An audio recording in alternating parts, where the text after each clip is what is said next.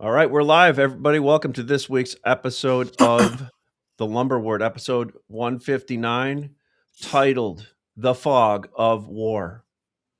It feels like the fog of war, uh, in many ways in lumber here today, uh, and I'm really in a terrible frickin' mood. But since I just took my neurogum, hopefully I'll be in a better mood as my mind enters the matrix here.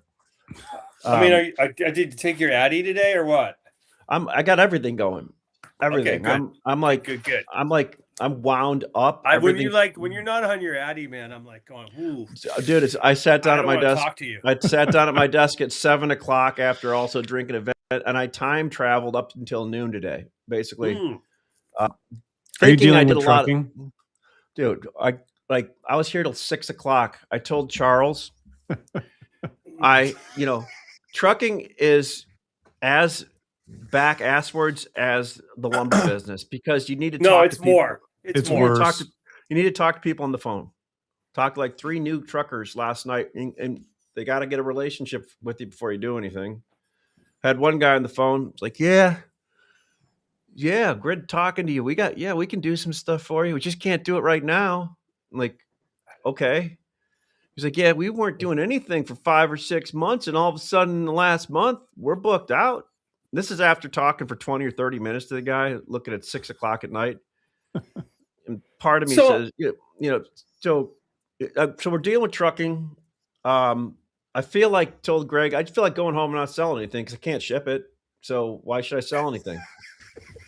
Like, I well, mean, man, That's a like, good and attitude. it shows because we really haven't sold anything this week. can't. So Like, I mean, so I could sell for the end of March or the beginning of April, and I'm not convinced it would ship. And I mean, I was telling somebody this morning, uh, what a lot of people are doing now, and I'm seeing it, buying truckloads delivered from the Canadian mills because they haven't raised any of their rates yet, and they still have contract trucks, and they're shipping for the most part cheaper than we, like 30 or 40% cheaper than the Southeast and the Carolinas than we can ship at. I think I flipped maybe like in the last day or two, a dozen or more loads from out of our reload inventory to Mill Direct. Yeah, and like you Mm. would never do And that. I You do you more if fight to guys do can that. deliver them quicker. So It's what I'm noticing is a few things, and I had a conversation with somebody about this today. They're like, "Well, why is trucking getting bad because of the war going on?" I'm like, "Trucking was bad before the war going on." I go, "That's just going to add to it if the price of crude oil goes up. Then it's going to be piling on." And honestly, I mean, I think every year you get into like this time of year and trucking tightens up and rates move up. And it like depends on the year. Some it's more severe, some it's less severe. Um, but it's not, I mean, it kind of happens to a degree every year. And then by the time we get into like May, June, it'll be loosened up. And, the second half of the year is, the rates are grinding down and guys are asking for loads. Yeah, and I mean that's a uh, great positive spin on it, and I love that. The other thing too is I'm just a truth teller, just a no, truth teller. everybody's doing Matt and Charles, like everybody's doing just in time now. Carload buyers. If I tell them it's for the end of March and they say yes, they'll call us Monday and wonder where their load is at. 100%. Trucking is down because truckers have been bought by larger companies. Some truckers went out of business in the last year, quite a significant amount of them. And let's face it, with ice and all that stuff going on, there's not as many drivers on the road right now. And That's true. Yeah. and somebody, one thing, energy prices are up, so there's other things coming in like frac sand now that have to be hauled because people will pay anything for it. Um, Roofing, roo- roofing. Uh, Charles, rebar. what Matt? What are you seeing on truck? Is it just me having issues with trucking? It is Maybe. just you. No, I'm kidding. No, we're talking about it, internally. We're talking about it on a national scale. That all the things that you just said are correct, right? I mean, yeah, we've had several different things that have hit the trucking industry over the last 12 months, and then current world events don't help either, and cost operating is going up, and availability of empty flatbeds is decreased. So like lumber, I mean, basically lumber and trucking, just kind of think of them same kind of cyclical cycles. It's seasonal, right? We're in seasonal strength right now for trucking and for lumber. And this year is just going to be a little bit tougher than a normal year. It's such a conundrum. I'm still both able of to them, move really. my stuff. In down in the areas that I move wood, we've been doing it for so long, and we have so much repetitive business that I just have to pay a little bit more, but I'm still able to get my stuff moved in a relatively normal time frame. How much more? How much more do you think you're paying? Like for an anywhere example, from $100 to $300 more a truck. So you're talking like $3 to So what is that a $10 percentage $1,000 wise more though? to move stuff. And that's all Percentage-wise, intra-Texas business, right? Let's Matt? say it's a $550 haul normally, and it's now $650. So what's that? 20%, 18% more. I was going to say, I mean, rates are probably the rates we've seen are anywhere from 20 to 35%, depending on the lane. Yeah, it's not enough to make me not pay it. On the high end, 40 or 50% on the really difficult lanes, and 20 to 30 probably. I moved. I've been moving some of my short number 3 into the Midwest because there's just more liquidity there for me, and the Texas guys hate 8s and 10s, right? They just hate them.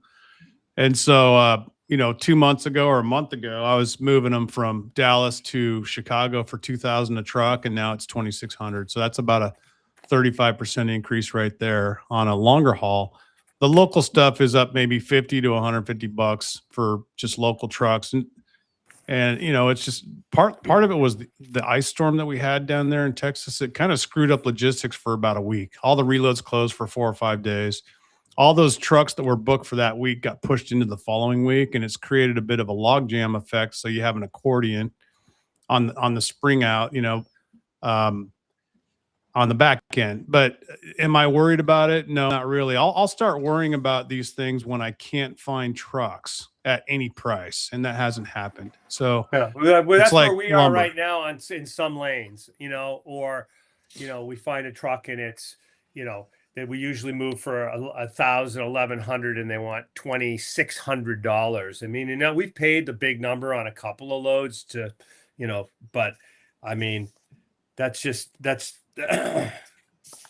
I mean, most of my stuff stays within a 200-mile radius. Right. In local distribution, I would think right now that local distribution should be really busy because there's a lot less competition from, the people that ship from, kind of call it origin reloads. Yeah. Right. I mean, when, you think we ship out of the Northeast, we cover basically most of, draw a diagonal line from Chicago down to Alabama, and we cover that whole area. Yeah. Out of Northeast reloads. And, yeah, I do not. I don't have those kind of logistics. And I think that, I'd have to think that, the local distributors have to be, really doing well right here.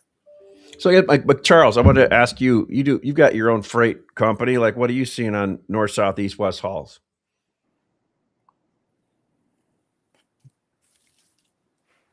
We lose Charles.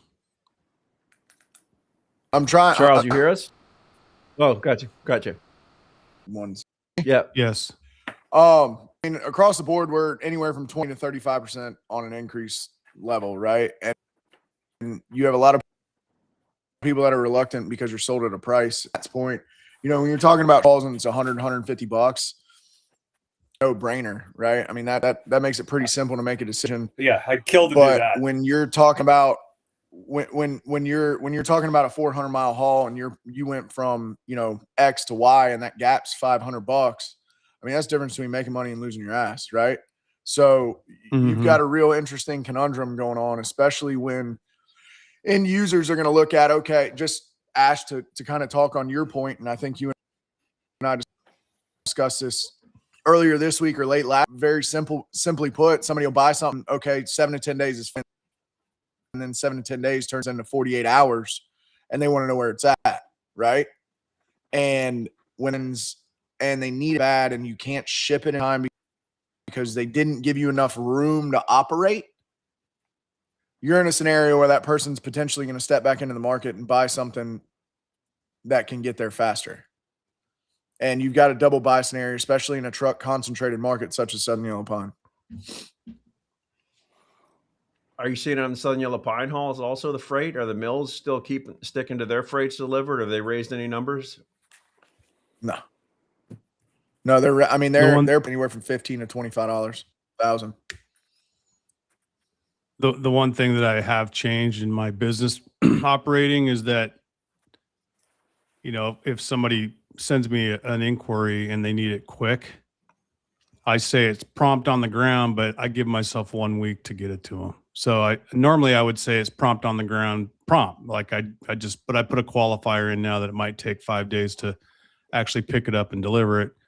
And then it's up to the customer to scream at me and say, I need it tomorrow. And if that's the case, I'm going to charge more, and then I'm going to go get a custom rate from a local trucker that can get it there tomorrow. And then I'm going to pass that cost on to the end user if he wants that level of service. But that requires extra work and a few phone calls, and, you know, I'm willing to do it, but people do understand. My customers are already aware that there's a timing issue right now. So it's not a bad problem to have. It just needs to be discussed.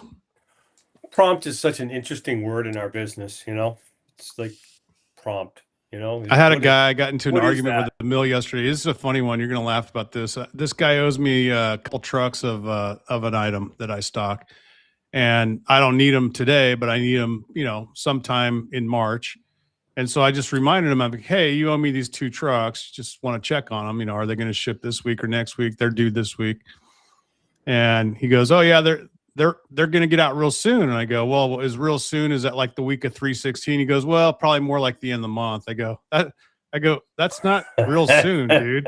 And then he starts arguing me. He argues with me about what the definition of real soon is. He's like, in this environment with trucks being as hard as they are, that is real soon. I'm like, dude, do you hear yourself? You sound like I'm trying to buy a 1978 Buick, you know, LeSabre from you at the lot, and you haven't eaten in 3 days. What the hell? So, I mean, with all of this backdrop, I mean, one of the things I never talked to Ashley is, you know, you know, inquiry every day is, you know, I'm gonna say it's steady if not unspectacular. You know, I'm gonna say our sales this week, you know, we'll probably sell 50% of our long-term average weekly sales, which, you know, on the one hand, I'm fine because to Ashley's point, you know, we're quoting, you know, 2, 3, 4 weeks, whatever to ship, and trying to get a handle on what, you know, what our new freight costs are. I've seen. Do you think that you're not selling because of your trucking problems, or because people just aren't interested in buying lumber right now?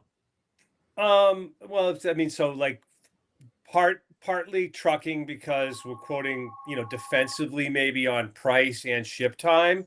And, you know, hey, if I could be shipping prompt, I would probably be more aggressive on a number of different items. And, you know, there's a couple of lanes that have freed up for us, and we'll be more aggressive on those next week, you know, until we see, you know, some of the other spots where, you know, we don't need to compound our problem. Mm-hmm.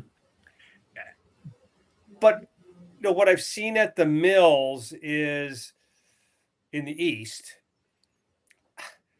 you know, moving their lumber, not having tons of pressure, but when they when somebody wants to move something, to varying degrees, taking a pretty good discount. And I guess that kind of brings me to my current conundrum that I want to talk to you guys about is, what do you do with March futures at 562? You know, where Eastern lumber last week and what we've traded this week is trading, what are we saying, Ash? $25 under that price? Look at, we bought 1650 at 547, a random length Chicago equivalent, which is a 435 BC mill. And West Fraser supposedly 466 on 2 and better. We be up at And I- 1650 on volume yesterday. And I'm trying to say, well, okay, so Western spruce doesn't matter Chicago and East anymore. It all is staying west of Chicago. Unless there's some what's people the that want to hem fir pay. market doing, Matt? What's hem fir trading at today? That's the interesting conundrum that I'm facing right now. There is none. You know, They stopped making it. if you wanted to Mills. buy your, you know, if you wanted to do some X-Pits with me and have me trade you 5 or 10 cars of 2x4, I'd say I don't have it. No quote. All the mills out here are running Doug fir, dry or green. Okay. There's just endless supply of Doug fir 2x4 and 2x6 and 2x8 and 2x10 and 2x12 coming at us because that's the logs that they have right now. We won't see any real hem fir production, and it'll be limited till the end of the month and going into April. And then, you know, once we get into the warmer months, I think you'll see a lot more hem fir production through the summer and a lot less Doug fir. So that formula is going to switch around here, but it's going to take another month or two. And I noticed the Canadians, you know, some of them have a little bit of Doug fir, but I think the volume of Doug fir coming out of Canada over the next 60, 90 days is going to drop drastically also. So I think the whole thing will flip over, you know, in this quarter to where we have the same conversation late April. It'll be like, yeah, Greg, I can sell you a car at 560 Chicago or something like that. Right now, I couldn't find one. In fact, how's Doug fir trading if all the mills are making it? I literally just took the words right out of my mouth. It's a premium to spruce, let's say $20 to $30 on dry. Green is really cheap. Green's the cheapest species in North America. It's cheaper than yellow pine. And so, I mean, it's basically got to go up at this point. Otherwise, I think you'll see some mills having to make some tough decisions because that stuff's trading in the mid 300s to high 300s FOB mill. And that's, I mean, I'm paying that for number 3. So, you know, right now, green is the cheapest species in the world, unusual. And so we'll see that change, I think, over the coming months. What's the normal spread between green and dry, Matt?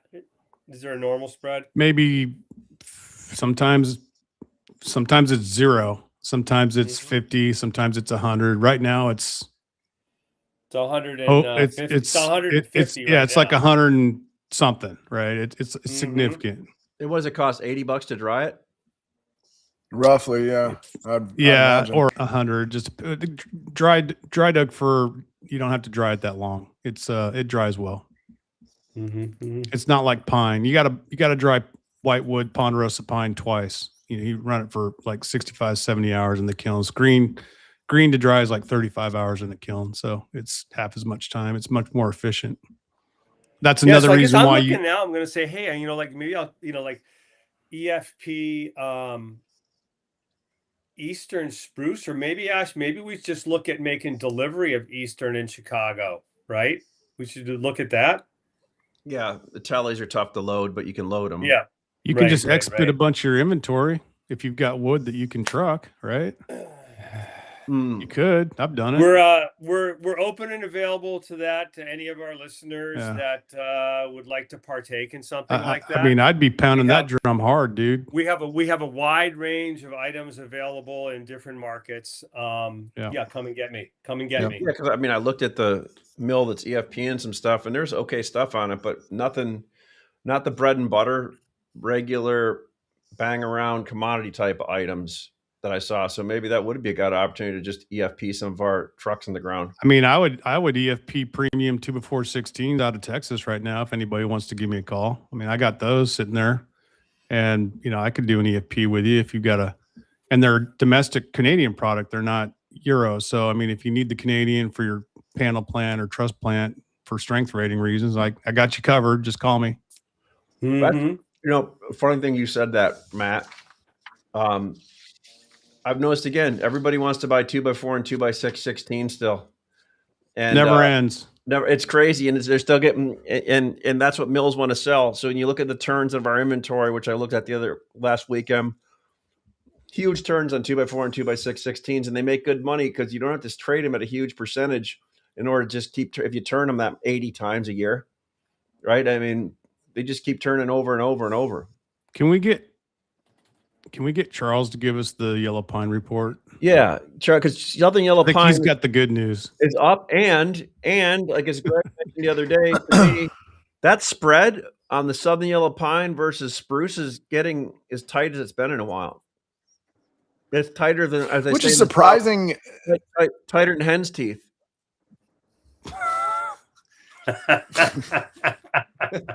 Well, you know how tight that is. Yeah, But I mean, that's why it's surprising to hear what you just said about MSR, right? I mean, some of that price point on a value add stick at those numbers, especially when you look at the board and then you look at some of the yellow pine equivalent.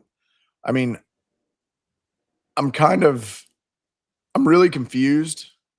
I'm not real means more convicted people one way or made the the- other. I mean, more people have made the switch to pine in the east side of this world and are sticking to it. Is what it tells me. But you know what I'm saying? I mean, that's what it kind of tells me is more people have made that switch and have stayed with pine. Mhm. Oh, That's I what agree tells with me. you. And I think we should look, like think that through a little more too. So we saw the February shipments from Canada, right? So year to date shipments versus last year are down 24%. I mean, I'm going to interpolate and say I don't think that I think that that's maybe close to the run rate it's going to be for a while.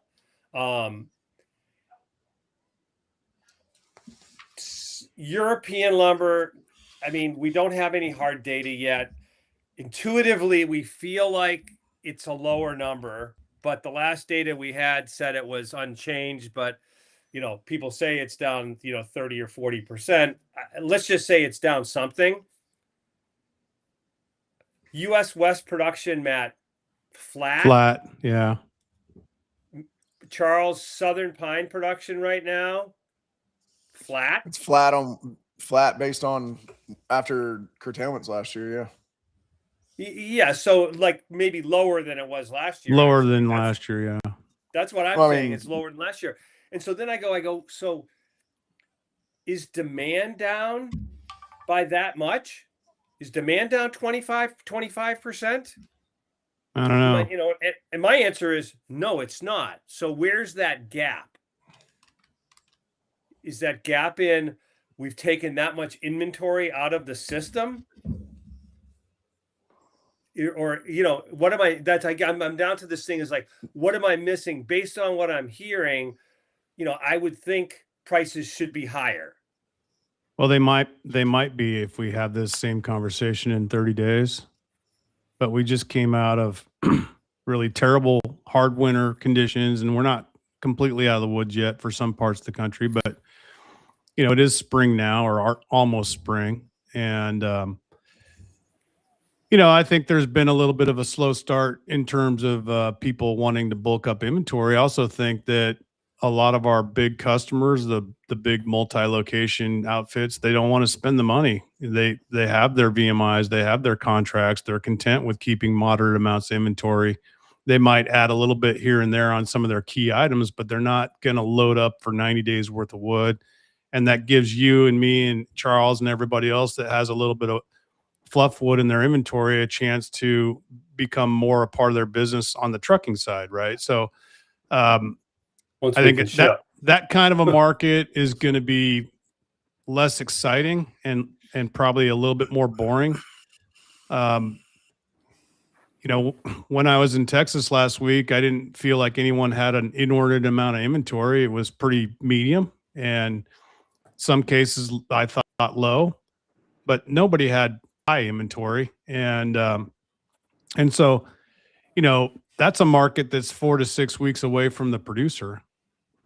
They're going to lean on trucks. So, trucking might be an issue this year, but I think there's going to be just a change in the way lumber's getting moved around the country.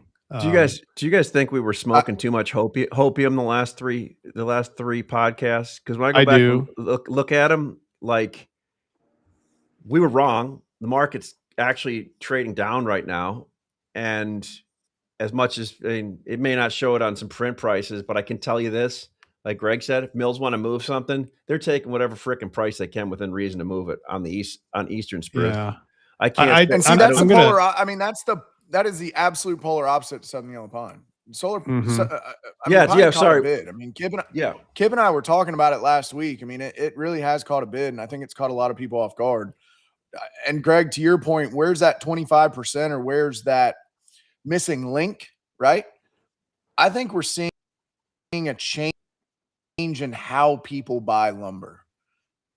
And their habits are changing as far as their inventory. Some major players in Southern Yellow Pine markets, and they're adjusting what inventory levels they have. They understand that Southern Yellow Pine mills are, on a pretty standard year, going to push a 7 to 10 day order file. If they've got to wait an extra 5 days, to get it, that's fine. Pay an extra $10. It's worth it because of what's happened over the past 2 years. We have such extreme peaks and troughs that have happened, and they move so fast in pine compared to these other car markets that I think people have changed their habits out of necessity, not out of want. Yeah, and I think they're running their businesses a little bit more cost efficiently. They'll pay the extra money to get the quicker trucks as needed. Bingo. Pass that on to the customer. It doesn't really affect their overall profitability. It's more of a convenience, and it keeps the boss from yelling at them from having too much inventory. So I agree with you. I will say that after spending 5 days driving around Texas and just sort of talking to people and getting the lay of the land, I don't just look at lumber yards. I drive through neighborhoods that are being built, or I drive through neighborhoods that are existing construction. I look at real estate conditions on the ground. There's lots of things I do on these trips that help me formulate my opinion. And at the beginning of the year, I was predicting 800 for the high. I'm just going to drop that down to about 720, 730. I just don't think we're going to have enough fuel in the first half of the year. I think real estate's an issue, guys. So, I look at existing home sales being kind of slack, and it takes longer to move them, and they're having to adjust prices to move them downward. I still think there's space for the new home construction, but I question, after thinking about it, how many unsold slabs are the big guys going to throw down in this environment? So now, am I still optimistic going forward? Yeah. Do I still think we have another run or two in this thing before we get to June or July? Yeah, I do. But I just don't know that we're going to have enough fuel to get sort of the hyperbolic big numbers that I was hoping or thinking that we would get to. I'm gonna revise my optimism downward slightly. Man, I'm going to take that as a big positive. I see the market's caught quite a bid while we've been the futures market's caught a big bid while we've been on the podcast, guys. They got the May currently up $13. I saw March pine was up 13. Yeah. March pine's up 13. There you go. All I got to do is get really negative, and then we can get the market to rally. Well, I mean, like in Matt, I mean, 725 Chicago is 100 and, almost 100 and, what is that? $130 from today. 100. Yep. No, it's $150 from today's price. So, I mean, that would be a gigantic Move. rally, which, I keep going. I go like this whole, I'm still hung up on this, like, business is not down 25%. At worst, housing starts are flattish, it seems like. We do have the lowest mortgage rates since, in like 3 years. The 10-year now has dropped, the 30-year mortgage now is under 6%. Is it 5.99 or is it 5.98 now? 5.84. 5.84. That's one third of the equation. Then now we just need housing price to go down and real salaries to go up. So housing prices now have been basically flattish for a year and a half, and some markets have seen decent price adjustments, right? Yeah. Yep. The high beta markets for sure. Well, So But I did my part. I hate, after covering May, because I said, why do I want to be short May at $580? After covering that, I sold some Mays today to help make the market go up. And I said, Good job. hey, I want to lose way to money be a man on of the these, people, because if I Greg. lose money Man on of the these, people. it is going to be good for me. You hate sold the board. I love it. I hate sold it, and you know what? I feel, I felt like there was an itch. I needed to scratch it, right? I mean, Well, so could Charles? I'm going to tell. So pine obviously ships within 200 miles on trucks of where it's produced, and so the pipeline's a lot shorter on pine. So that price is going up. Maybe the problem with spruce, hemper, and all that in the area we trade in, everybody has been fine buying just in time shit. They can't get that anymore. Well, that's that. I mean, that's they're not paying. They can't. Nobody can afford to sell them that anymore. So if you haven't switched to pine, you're a spruce buyer in the East and you're in the North Carolina and South Carolina and Georgia, you better start buying pine, because nobody's going to get spruce to you next week at the cheap numbers you were getting a week ago, because it's all at one end of the pipeline, and that's not your end where the inventory is usually kept. Well, and Greg, to your point, still, kind of unsure about this 25% off in business, right? I mean, you look at historic cyclical seasonal push and pull, right? So usually we're in a huge uptick this time of year, right? Take normal production levels, et cetera. And then come middle of summer, we have a huge nosedive, right? Big trough. What if the big players that typically drive those appreciation and depreciated markets have tried to flatline their business to a point and control an inventory level that is a little bit more subliminal in what their true need is and can be serviced, i.e. just in time or 2 weeks or sooner. And maybe they're in the market more often, more frequently, less volume. Allowing mills to keep an order file, allowing distribution such as yourselves to keep wood flow outbound as you obviously eventually procure on the inbound side. I think that's a big influence that people are not paying attention to. I mean, honestly, I think it's a huge influence, and it should be taken into consideration, because all we're doing is we're looking at cyclical highs and lows and saying, oh, well, we're off based on historic data, right? But if their patterns change and the way they run their business or the way they go to market changes, that's automatically going to be affected.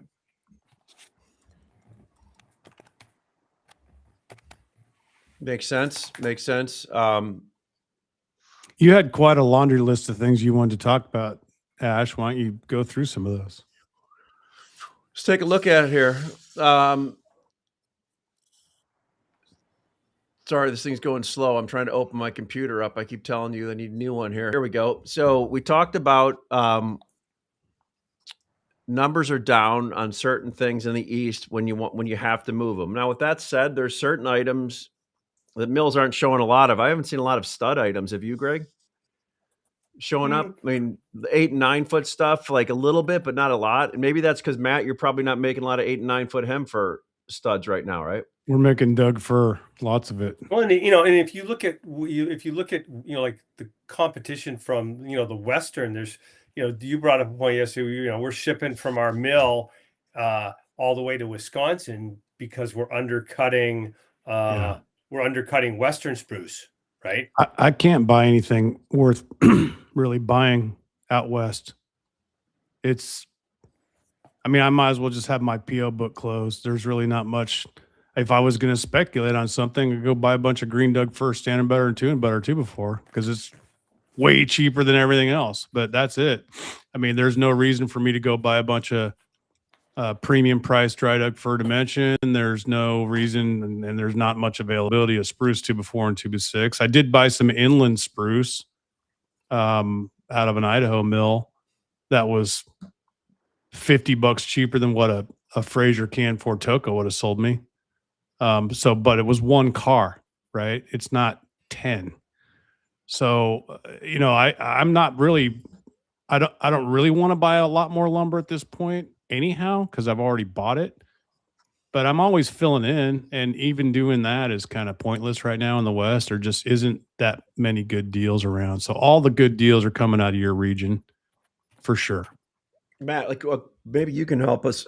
Where is the Western spruce 2x4 that's being printed at 466 mil? I don't know. It sells for where's it going? 560, 555, 575 to Chicago, depending on who you're talking to and what kind of tally and perceived quality is. It's going to Western markets. It's going to people that want have a you got freight advantages to Phoenix. You got freight Makes sense. advantages Yeah, to Texas. Everything where Southern Pine won't go to, right? If you're Western half the United States, I'm sort of surprised that you're getting Wisconsin orders, because you can go CN to CN to Wisconsin, or you can go CN UP or BN to BN and get into Wisconsin for a lot of times really close to the Chicago price, which is like $110 freight. Sometimes it's 105, sometimes it's 115, but the freight's not an issue. So that means that you're selling things into Wisconsin that aren't available in the West. That's what it tells me. Well, I mean, I can get those MSR cars over to different parts of Wisconsin for, 560 to 575. Oh, you're going to destroy a Western mill. I'm just saying, it's like a MSR. I mean, that's that's the place to go, considering Minneapolis is printing 632. It's crazy. Yeah. Right. I mean, it's crazy. Yeah, crazy. I tell you. Hey guys, I got an appointment. I got to run. I got to be somewhere in 10 that's minutes. fine, because I looked through this list, and most of the stuff we bagged over. Charles, we totally talked over you every time you started saying something. Sorry about that. He's used to that. Really. I got a speech last time I interrupted everybody. Who gave us that speech? We need to stop interrupting each other. So I was trying to be cordial, respectful, I should say. Y'all are my elders. Hey, before we go, Charles, is there anything that you wanted to talk about that you didn't get to talk about? Because I want to hear it. I got to go. No. Yeah, in typical Greg fashion. No, I mean, I think we covered all the bases. I mean, we're facing really interesting times. I mean, the fog of war, Ash. You said that on Monday, and I probably repeated that at least 20 times this week. There's a lot of landmines. There's a lot of blind spots. Honestly, I mean, it's true. I mean, between trucking, I feel like I'm. Yeah. You ever do a spaceship in your car in college? You ever do a spaceship where you're driving at night and you're with your buddies, and there's like 70, and you're coming back from somewhere way too late, and you're on a highway and nobody else is there, and you turn the interior light on, and then you turn your headlights off while you're driving? No, never done that. I don't think about that for a minute. No. I don't recommend anybody do it. It's called the spaceship. That's where I feel I'm driving. I'm going 90 miles an hour down a highway with 5 of my best buddies, and you can't see out the window in front of you, and everybody's laughing. And it's like, and somebody looks at me. So you can do that out in the middle of Iowa, because if you mess up, you just end up in you're in a ditch. That's right? It. Yeah. And again, I don't recommend that. Doing the spaceship. But no, guys, I'm gonna hop. Great to see you. Cheers, guys. Thanks. Adios. See you guys. Charles, what did you have? That's funny. I was just gonna say. I mean, I think we covered it all. I mean, freight is a big issue. I think you've got some really unanswered questions as far as other North American production and species and pricing, right? I mean, you start looking, just to your point, the spread between pine and spruce is tightened. Matt, the P&W is producing more Doug fir than any other species. What is that going to do to price integrity as we move through this weird spot that we're in, right? And then you've got less Southern Yellow Pine being produced and more people buying it because they can JIT it and they have less in inventory. And then you talk about different buying habits and different ways they position their business. I mean, this thing can get sporty pretty quick. I mean, it really can. I mean, the level of inquiry we've had for I need it, damn, these are the days I need it. And if it's not there in the morning, we're getting a phone call and the truck's going to be there at 1. Well, why didn't it get there first thing in the morning? I don't know, because he got loaded late and he had to. I don't know, but he's going to be there. He stopped at his neighbor's house. Yeah, or whatever, right? I mean, it's really interesting, and it seems like there's a gap because a lot of people that are in the market and have been in the market over the previous 5 months have, as we've discussed, taken a lot of business. And they're either hedged or they're behind the 8 ball. Whether that's cash. That's futures. A question I have, Charles. How much you guys still believe that there's a whole bunch of shorts out there that haven't popped up yet, or do you think? That they just don't exist? I can tell you right now. I probably know of 20 jobs that haven't been bought starting April.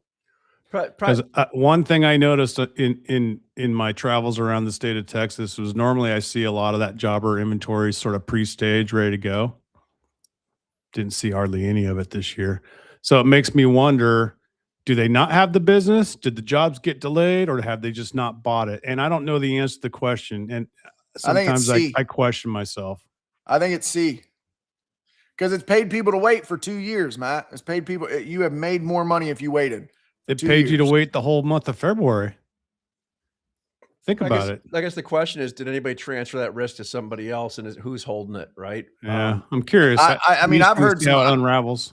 I've heard some horror stories about, some stuff that's owed in, Florida markets at stupid numbers. And I don't know how people are going to recover. I mean, and some of the numbers career enders. I mean, they're fucking cheap. I think Ashley's email and phone's going to start blowing up for guys looking for relocation. There's been a couple guys. There's been a handful of guys move around in the last few weeks. Yeah, really. Yeah, I've seen it, and it's happening. Right? I mean, look at it. My biggest thing is, I was telling Greg last week, this feels eerily similar on a smaller scale to 2008, 9, 10-ish. And we've traded it much differently than we did back then. Right. Right now we were selling futures and rolling and having inventory. And gosh, we feel really good. But there was people that didn't do that in the last few years that are really hurting. Distributors, wholesalers, and it's tough. And as business falls off, whatever also happened in 2008, 9, and 10, and I'm not saying it's exactly like that.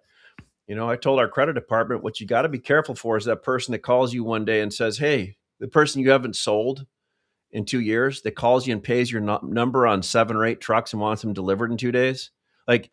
Get prepayment. You need to be careful of, because I don't think it's a question of if, I think it's a question of when. Some certain people probably shut some doors of businesses at some point. And it happened back then. People are just bigger now. I think people should just be aware of that and talk to their salespeople about, hey, if somebody comes and wants to buy a whole bunch of stuff and ship it, and it's too good to be true. It's happened to me before when I was a kid. Guy called me on a Friday. Can you ship me 5 loads of OSB? Oh, I'll pick them up tonight. Called the reload. They stayed open. Guy picked up 5 loads of OSB, and the guy was bankrupt on Monday. Shit like that happens.